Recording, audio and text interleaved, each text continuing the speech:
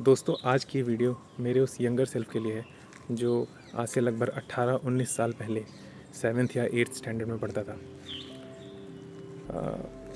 मैं एक एवरेज बच्चा था और क्लास 5th के अंत में मेरे पेरेंट्स ने डिसाइड किया कि वो मुझे एक इंग्लिश मीडियम स्कूल में डालेंगे, जो कि था saint John school, ICSE board था वो। और यहाँ आने के बाद मैं बन गया बिलो एवरेज बच्चा। तो क्लास 6 में मेरे स्कोर आए थे 45% और लगभग 1 से 2 साल मुझे ये समझने में लग गया कि वहाँ के टीचर्स बात क्या कर रहे हैं, क्योंकि मैं एकदम प्योर हिंदी मीडियम स्कूल से आया था।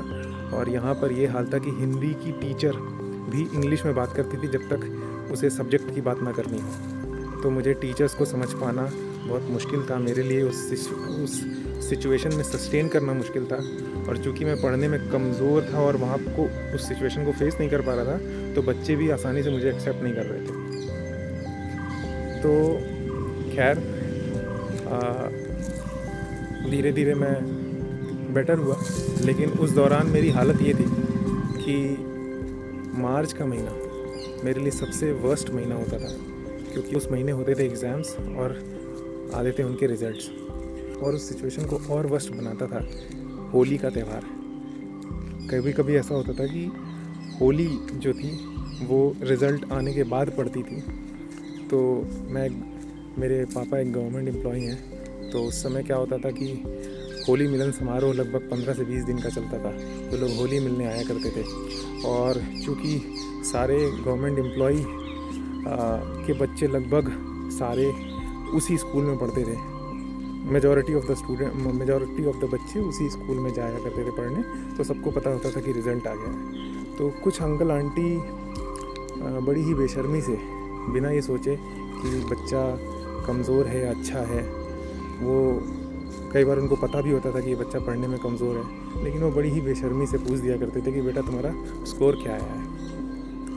तो उस सिचुएशन में मेरे मुंह से अगर झूठ भी निकलता था ना, तो वो 60-65% से ज़्यादा नहीं निकल पाता था।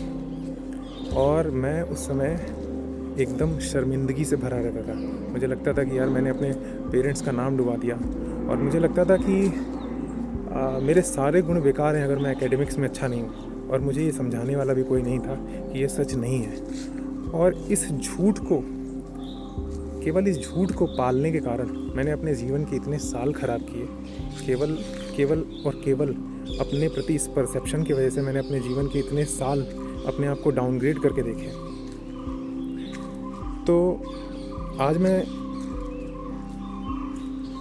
उन बच्चों से और उनके पेरेंट्स से, जो बच्चे स्कूल में हैं, किसी भी स्टैंडर्ड में हों, उनसे बस ये कहना चाहता हूँ कि इस बात से कोई फ़र्क नहीं पड़ता है कि आप अपने एकेडमिक्स में कैसा करते हैं। मैंने 10th किया, इंटरमीडिएट किया, फिर इंजीनियरिंग की, फिर मेरी जॉब लगी।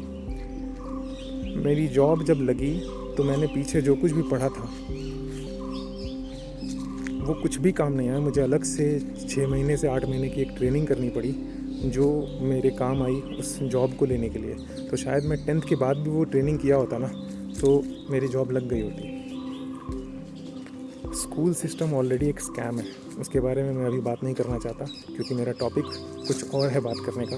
मैं बस उन बच्चों से और उनके पेरेंट्स से कहना चाहता हूँ कि अगर आज आपका बच्चा या स्टूडेंट, अगर कोई सुन रहा है, तो कि अगर आज तुम्हारा एकेडमिक्स में स्कोर अच्छा नहीं आ रहा है और तुम इस बात से गिल्टी हो, तो इस गिल्ट से बाहर निकलो। क्योंकि जब तक तुम इस गिल्ट से बाहर नहीं निकलोगे, तुम ये देख ही नहीं पाओगे कि तुम्हारे अंदर अच्छी क्या चीज़ें हैं। और अगर तुम्हें पता भी है कि तुम्हारे अंदर अच्छी क्या चीज़ें हैं, तो तुम उन पर कभी काम नहीं कर पाओगे, क्योंकि तुम्हें लगेगा कि तुम्हारे सारे दूसरे गुण ज़ीरोज़ हैं, जिनके आगे एकेडमिक्स का वो 1 लगना ज़रूरी है उसको एक बड़ा स्कोर बनाने के लिए। आज मैं प्रोफेशनली अच्छा कर रहा हूँ।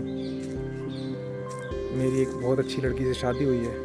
मैं बहुत अच्छी सोसाइटी में रहता हूँ। और इन सब का मेरे एकेडमिक्स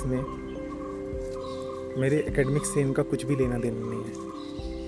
और जो बच्चे उस समय एकेडमिक्स में अच्छे भी थे, उन्होंने भी कुछ ऐसा खास नहीं कर लिया है। कोई भी ऐसा नहीं है जो मोदी जी के साथ बैठ के चाय पी रहा है। सब ऐसी ही लाइफ जी रहे हैं जैसा मैं जी रहा हूँ। तो प्लीज़ परेशान मत हो।